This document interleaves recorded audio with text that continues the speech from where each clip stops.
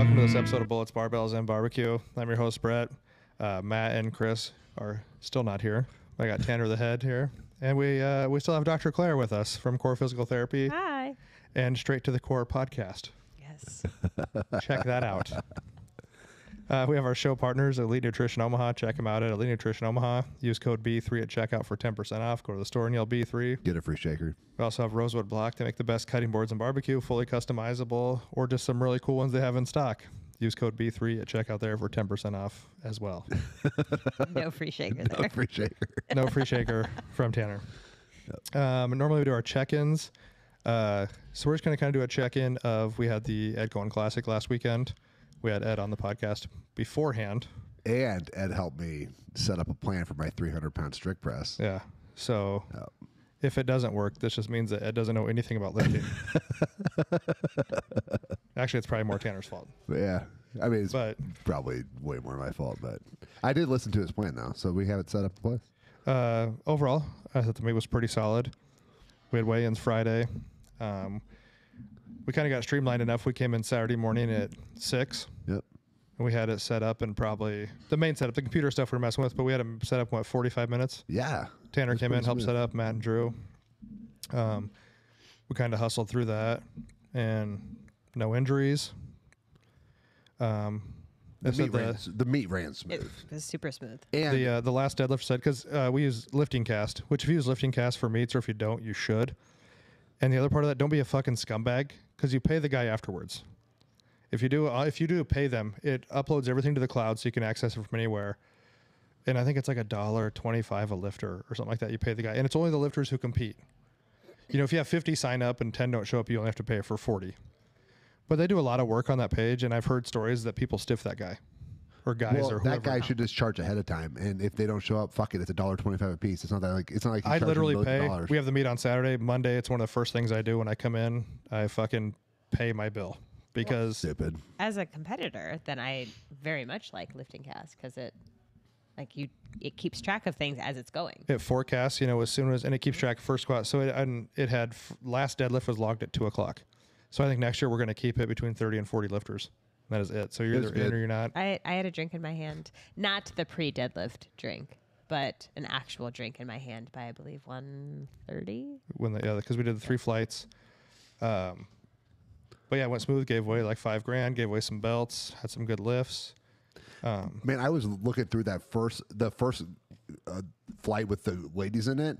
It was like two straight lifts, or like everyone went through twice, and they were all grains. Yeah.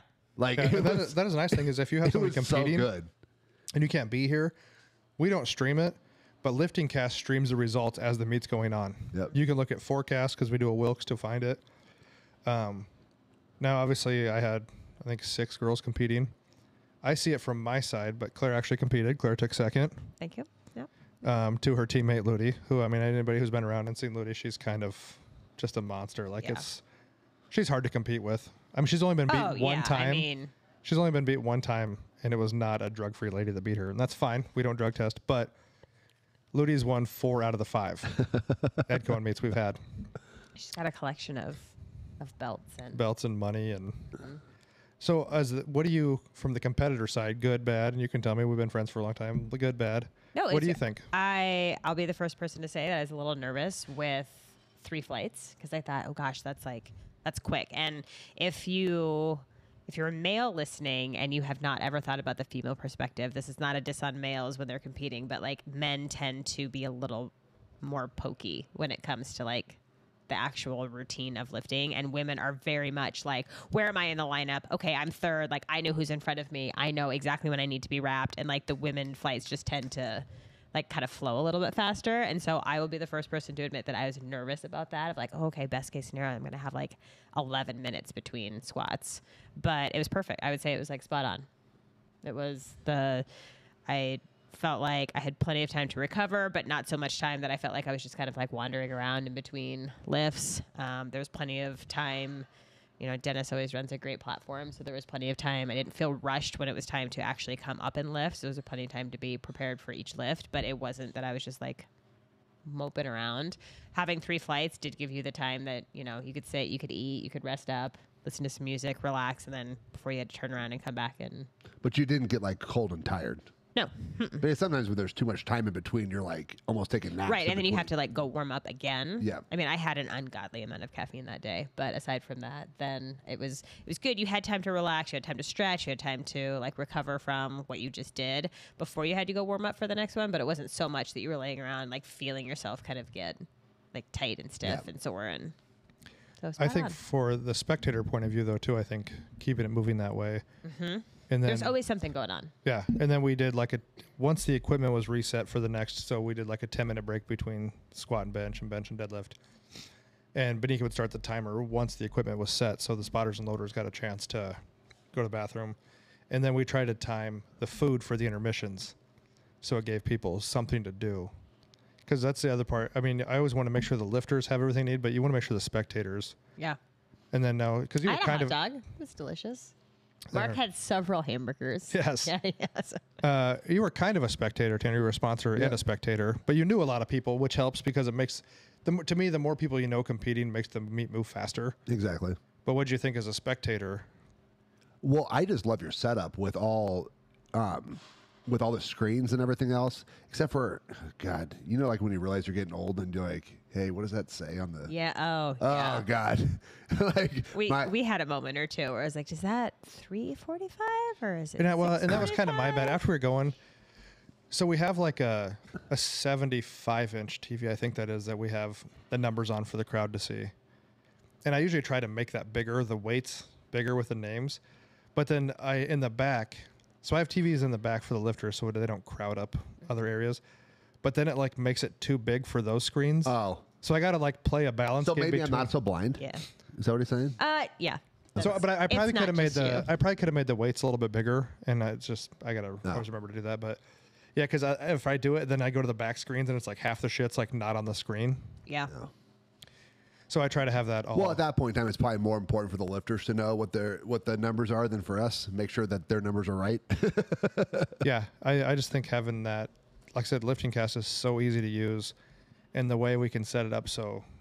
But I love the TVs, and if you happen to be like away from then you could like watch a TV up by the front. Yeah, if you like counter. wander up to go to the bathroom Yeah. or grab You some could watch food, you can that. still see what's going on. Dude, I 100% got that. Amber and I went and toured AT&T Stadium, and Jerry Jones like thought of everything. Yep. So they have TVs on the outside of the concession stand, and then once you get to the front of the line, there's TVs on the inside of the concession stand, so you never miss anything. Oh, nice. So that's why I have a TV up front. So if you're up and you're buying some food or some merchandise, or you just got here, you can see the live feed of the lifters lifting. I don't have the numbers up there, but you can see the lifters lifting. Yeah, I like that a lot. It was I thought it was really smooth. Yeah. And then the way things are set up, you can pretty much, because you have all the chairs down, but if you're standing, like I caught like really good like vantage points all the way from like the side closest to the door all the way to the back garage door. You could like see through. Oh, yeah. Yeah. Because you have everyone sitting down in front of you, so there's a lot of places to see. If you just want to stand up and come like not get all the way to the front, you can see from everywhere in the gym. Yeah, we try that kind of TV in the back to give you a little bit, because it's hard to see the lifter sometimes. Well, some lifters are shorter than others. So. Yes. Yeah. So sometimes it's hard to see them. So the camera you can see, because I even in the rules meeting, I tell, hey, if you're lifting off, step off to this side because I don't want you to block the camera. Because one year we had the camera up and we had a guy running the model lift for us, and his back was just in the camera the entire time. So, but I'm always trying to figure out different things to. I thought the spotters did great. It was The platform, we always have good platform guys. Yeah. Those guys work their asses off all day. Judges were great. I thought it was super fair. Consistent. Yeah, even though I missed something, but I still thought it was. You still had a good day. Yeah. Squatted 240. Yeah. What'd you weigh in at? 121. 121.7. Damn, that's a double bodyweight squat there, man. Yeah, squatted 240. She could have got 255. She fucking gave up on it. I was tired. Bench 115. Yeah. And then pulled 290. Yeah.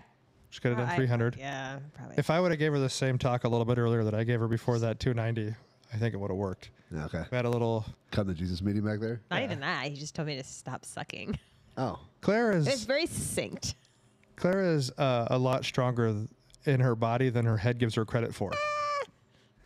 I give a lot of credit to that. If anybody tequila who shot that I knows do. Claire or is trained with Claire, the entire deadlift training never goes above like 250 because she deadlifts at 5 o'clock in the morning and hates it every single day.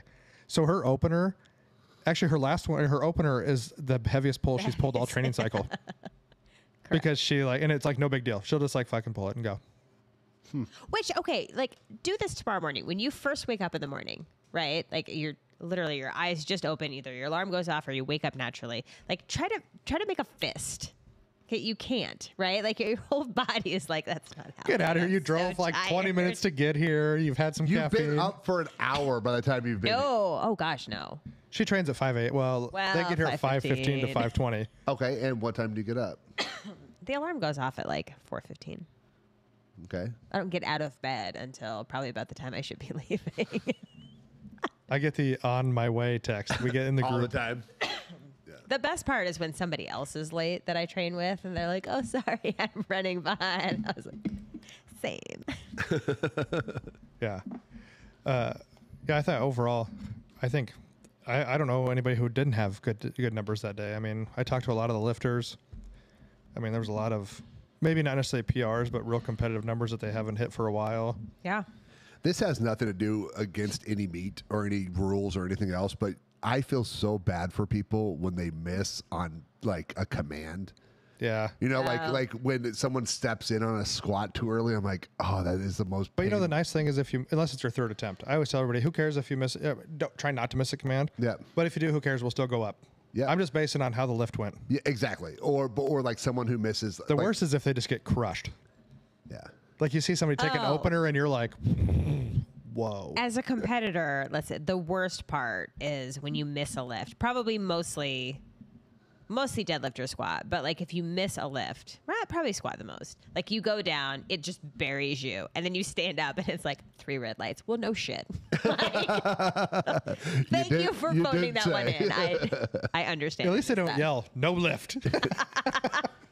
Maybe we should do that. Like, Well, I mean, and I don't even know if Benika says the lift is no good. I don't even know if she says that, does she? she will. They say the lift's no good. I'm just. I think if somebody At gets that buried, point, I don't I'm know if just she looking does. at you for like the disappointing dad look. So Bonica has a way of like talking to where like you're paying attention, but like it doesn't like she says no lift. Or she'll say it, but like it just like flows in her commentary. It's not like just some dude. They're like no lift. Was that the old CrossFit thing? No rep. No rep. No rep. Like and like 2 hands across, like Yeah.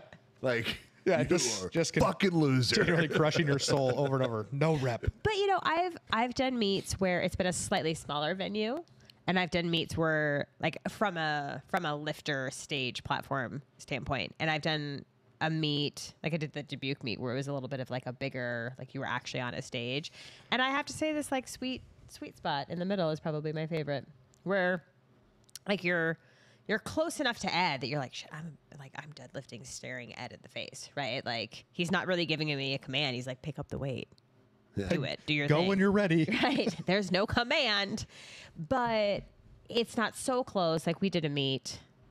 I've done other meets here locally that you're like right on top of the judge, and you're just like, this is super weird. Like it doesn't feel, Claustrophobic. yeah, it doesn't feel competitive. It just feels like, oh, I'm here at the gym and someone's like standing right in front of me, and it's kind of awkward. So nice. I love the setup here. Like the American flag. I signed up last minute to get my pictures. So Got the spotlight on you. Got the lights off. good Well- front face lighting. No shadows Which- because we got yeah. the combo rack. Yep. Yeah. And if you've ever been here and competed at Omaha Barbell, when they have the garage doors open, then you know that's like the key spot for pictures. Oh, afterwards, Yep. yes.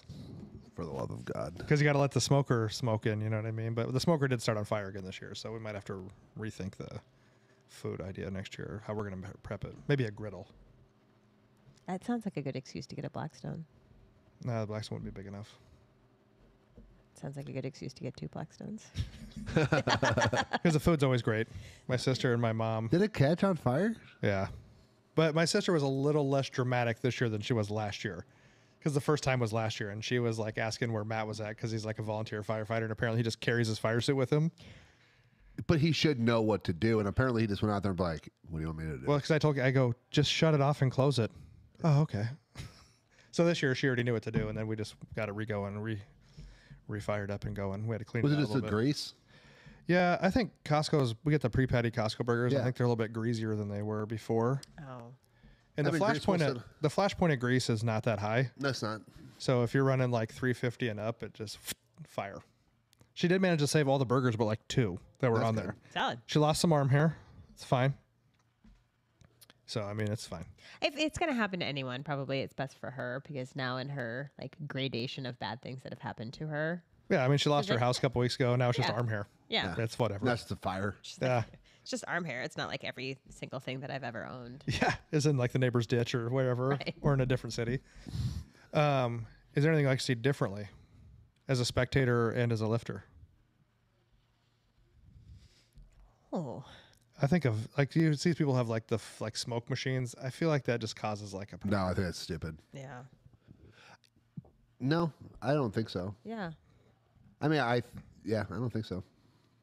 I will say probably the one thing, and it happens at every meet, and there's no way around it, is that by the time the females go back to warm up for deadlift, it smells so bad in the warm up room just from like smelly dudes. It's so bad. It's so All right, first bad. off, I have a 15-year-old daughter who runs track. Y'all stink too. I'm sure what did I say to you earlier today? I was stanky. like, I don't think I smell very good. She's stanky. This is on a different level though. Yeah, but it's all of it. It's not just the dudes back there. I don't. You Did ladies you have are sticking any stuff men up. coming back from second flight being like, those bitches were so smelly? I mean, Yeah. I probably don't want to know if there's a real smelly girl back there. Because I did make an announcement in the rules meeting that you were not allowed to shit in the bathroom. Yeah, someone did. Yeah. Someone said, "Oh, they come out. They're like, okay, where are the bathrooms?" I said, "Over here and over here." I said, "There's one in back." He's like, "We're not supposed to poop." I said, "No, that's definitely not that's a poop-free bathroom back Yeah, there." that's Yeah. at number one only. That was a very dramatic rule I put out there, and everybody just kind of laughed. But I was like, "No, I'm dead serious. Do not shit in this bathroom." Yeah. Which is I know, like this is not a contention point for me, but I know probably there's somebody out there who's like, let us use baby powder. I think water works great. Yeah, some guy was not like, he was really nice, but he was like, so we can't use baby powder. And I was like, no. And he kind of rolled his eyes. No, it makes a mess. The shit always ends up in the chalk bowl at some point, or it's on the floor and somebody slips on it. Yeah, it doesn't make a mess just for What's the it for? person who's actually putting it on. Put it but, on your like, legs so the bar will slide up your legs easier. But we just use a spray bottle that actually, Water. I learned about that from like Rick Hussey from Big Iron back in the day. Would use a spray bottle. There's no mess that way. You just spray their legs and it helps the bar glide up their legs when they're deadlifting. Remember, there was a meet. Well, Ludi did it last year, and then all three of us did it the year before, where they were allowing baby powder, and they put down like some sort You had of to go moving outside, mat. didn't you? Yes, but then especially with deadlift, like I sumo, and if you wear deadlift slippers, then there's not a ton of traction. And so you're trying to tiptoe around all these little individual piles of baby powder because obviously baby powder does not stick. It doesn't give you traction, which is why you use it. But you're trying to not get it on your shoes because you're about to go and try to put like a max amount of force through a deadlift. Not fall on your face. Not my favorite, yeah. We were at a meet in Kansas one time, and Justin Gross was lifting, and he was in full multiply. And he went to go deadlift and almost fucking slipped on baby powder, and he would have been like a turtle on his back because he was like 300 pounds in full gear. No one would, because you can't just like bend to stand up. And yeah. So yeah, if you do our meets, just future, we don't allow baby powder. I don't allow baby powder to use in the gym because it makes a fucking mess. I've confiscated like 2 bottles that someone had left back there, and I threw them away. Well, and what's in it that we're not supposed talc? Yeah, I there's some think, kind of. I think it causes cancer and Yeah. like stuff. But yeah, the water works great. Just spray right before you walk up on the platform. Boom. Just lift the fucking thing up. Easy, because you guys can hitch in strongman, so it's not the same. Oh, I think hitching is completely fine. Honestly, well, not that I do everything great training deadlift, but I would consider myself a fairly thick-thighed gal, and I've never had a problem with it sticking on my thighs. No. That's It's not- and some of it's that's not probably a little bit of a my head signature game. move, You know what I mean? That's like some people will do certain ritual. Like you know I what I mean? can Like, I completely get the head game part because like sometimes I chalked for no reason. Yeah, I like I just very walk in rarely the use gym and chalk. put chalk on because like I don't know, feel like you're stronger when you have it on. Yeah. But no, overall, I think the meet went smooth. I think next year will be good. What did Ed think? Ed always has a great time. He likes to see people, strong people, get stronger, and you know, I sent him a text, you know, afterwards, and after he got home, and I said I appreciate you, you know, let me use your name, because he'd never let anybody do it before, and he was like, well, remember your name's on it too. But still, I mean, Should we And then should we do the challenge bar next meet, just for spectators? See if any spectator can do it. What, that 3-inch bar? Yeah. No, I don't know. If you do that, then we will definitely have a stand there as well for injuries that come about. You can't even really injure yourself, as you can't get enough weight Yeah, it doesn't to hurt even, yourself. you can't even lift it up. Unless you're going to injure your. It's a 3-inch diameter Unless you're bar gonna with injure your 315 on it. thumb. We'd have to figure out a women's weight though too. Huh? We'd have to figure out a women's weight too. We're all equal here. They can pick it up. Fucking get after it. But I did always enjoy when you did the outdoor meet, but the outdoor meet was fun. The slope of the parking lot really threw off it's the a little outdoor bit of meet. an issue. But Or were the lifters inside? everybody sat outside. Yeah. Yeah. We did do that one. That's Yeah. a little more setup time. Yeah, Involved in and it. I believe like for May it's fucking like we have to get tents and shit because Well, it's we had fucking tents. hot. I know, 10 but by 20, but it's like kind of a crapshoot if it's going to be good or bad weather. Yeah. I did a meet here once. It was a fall meet when you still did the fall powerlifting meet. It was so fucking cold in here. And I Brett's sold like, so many "But sweatshirts." I'm selling sweatshirts. Like he just refused to turn the heater I on. had the heat on. He had the doors open, like the garage door open. Everyone comes and they're like, "I'm so cold. It's These so bitches. cold in here." Then Saturday, can you open the back door? It's hot back here. It was hot. You know, you can't make them happy. It's cold. It's hot. But yeah, he's like, "Oh, I have these sweatshirts. They're $50 a piece." I think we all know that Brett leaves the thermostat wherever it's at. There's no adjusting that thermostat. I appreciate you accommodating us and opening up the garage door. It was lovely back there after that. Except for when we got stuck. We had to kick it open there, but it's fine. And the stinky left. It was mostly that. It was hot and smelly. That's different than just hot. It's like hot, sticky, and sweet. Pour some sugar on me. Thank you. You guys got it? Oh, God. But yeah, we just want to thank everybody for doing the meet, everybody that came out to watch the meet, everybody that sponsored the meet, including these guys, Core and Elite Nutrition and Right Wing Formulations. Everybody sponsored the meet. Thanks for having it. Yep. Yeah, it's always a good time. We'll continue with the May meet. We're not having the fall meet anymore. You have a strong man. No, well, that kind of got. That's Nope. Okay, never mind. Nope. yeah. There might be something else in the works there though.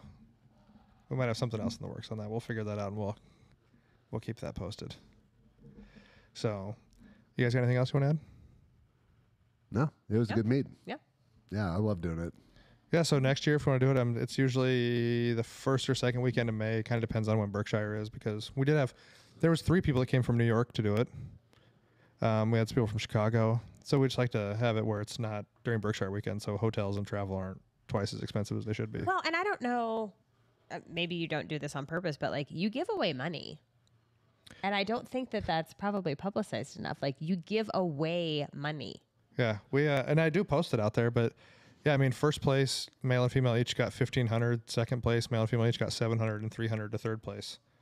That's not an insignificant amount of money. No, and like Ed and I talked about, some of these meets they'll come out and be like, we're giving away like remember the U.S. Open that they had out in California, Oh, uh-huh. and they were like, we're giving away like $30,000. Well, you can't maintain that. That fucking meet fell apart. We've given away $5,000 every year of this meet. I would rather have a number that's maintainable. Yeah, I do think you need to promote that more. And Because I don't know if anyone knew what first place got. yeah, and they got a Right, sweet I belt. I will tell you get some of those guys' numbers, like their openers. People are just like, so this last flight's all opening at 700 pounds. Sweet. Jason, But it's Wilkes based, which I think is super cool. Yeah. Yeah, we you use know? Wilkes, but some people don't like. Some big people don't like Wilkes, some small people don't like Wilkes. Everybody's got it. No matter what it is, somebody Whatever. has some, but It gives everyone a chance to compete. You know what you can't do? If you weigh 185 pounds, you can't win the whole thing if we don't use Wilkes. Yeah, that's true. That's true. Yeah, no, you very, have zero very true. chance. Well, you have no chance. Right. So anyway, we talked at about the least you have a girls, but the guys had a monster. Jason LeGrand was just a monster. Carter Welch did great too. Carter's strong. Carter had a kid. great meet. Jason squatted 8, pulled 815, bench 450, and those were just his second attempts. He didn't even take thirds. Yeah. Carter outbenched him. He said like 460. Carter had a great meet. That giant Viking kid was like 6'7". What was his name? Bryce. Yeah, and he just I don't even know. He doesn't even know how strong he is yet. Yeah, he's just started. Yeah. When I did his rack heights on Friday at weigh-ins, and I was like, "Are you sure?" And he's like, "Oh no, I think that'll be good." And then his first squat attempt, he kind of got hooked up in the rack a little bit, and he came over, and I was sitting at the table with Benika, and he's like, "I think I need to adjust my rack heights." And I was like, "Yeah, we forgot about the squish weight or the squish factor of when you unrack a heavy weight and it crushes your soul. So he just started laughing. He's like, yeah, let's go down one. And the guy just, I mean, the spotters are like reaching up in the air to spot that. It was 6'7", just but just super nice. That was the other thing too. The camaraderie at the meet was great. Yes, I will say that I didn't get a chance to speak to everybody, and sorry for calling some people smelly earlier, but like every single person that I spoke to, and there's always camaraderie with women in powerlifting, which I think is very rare with female sports. You have a daughter, you know, but like everybody's super nice. Everyone's super supportive. Like we are constantly working in, and even the chance to like, when the men were finishing up, getting ready to warm up, and we were back there, like everyone was super respectful. Nobody was you know, like, hey, we're still here, get out of here. Like just everybody respects the fact that you're there competing. And I do think powerlifting in general, although I think you're probably the best example that I've personally experienced, is that it's probably the only female sport that I have ever wanted to beat somebody, but not wanting them to do poorly. Yes. You know, like I want to beat somebody because I beat them, not because I'm wishing them to like, I hope you miss that lift, or I hope that weight buries you. It legitimately is, I hope I beat you, but I hope I beat you and you do just as well as you can. I think track's kind of the same way. Yeah. I just want to run. Together. Yeah, I just want to run faster than you. Yeah. I don't want you to trip and fall. Right. Yeah. And I think that's the culture that Ed and I wanted to build with this meet. And that's why even in the podcast, Ed's like, we like to have a great time. We don't want a bunch of assholes. We don't want a bunch of dicks here lifting. Like, it's here to have fun. Yeah. Like, you want to get intense before your lift, that's fine. But after that, like, chill the fuck out. yeah. And if you've never been to kind of the warm-up room of a powerlifting meet, then you have loaders, you have people who are volunteering to put weight on and change weight. And because of that, like there's only usually like 2 or 3 warm-up stations. And so girls that you don't know, and I'm sure the same is true for males, but girls that you don't know or that you've never met and that you're literally competing head to head with, they're working in with you. They're saying, hey, I'm going to do this weight next. Does that work for you? Do you want to go next? No, I'm going to go, hey, you're shorter than me. Do you want to go ahead and jump in? And it's just, it's refreshing. Yeah. You got a good group of competitors and you got a good group of workers that help put it on. Yeah. It turned out to be great. And all my lifters that I trained did great. Proud of all of them. They did awesome. And then just the lifting in general was great. Like I said, no one got hurt. Ed was happy with it. He's excited for next year. No horrible form. There wasn't anything that, you know, the crowd collectively. No, and maybe we'll keep the stiff bar for next year. Who knows? Oh, it doesn't even matter to you. Get the fuck out of here. You could try the elephant bar or something like that for the deadlift, just to spice it up a little bit. No. Just going strict powerlifting bars. Either a Texas deadlift bar or the straight bar. But yeah, thanks everybody for coming out to the meet. Spectators, lifters, helpers, sponsors, everybody, because it doesn't happen without those people. And of course, it's the little people like you, Clark. thanks. Yeah, I mean, like everybody, you know, from the guys spotting and loading, those guys work their ass off. I mean, that's literally the worst job of the day, but they have fun with it.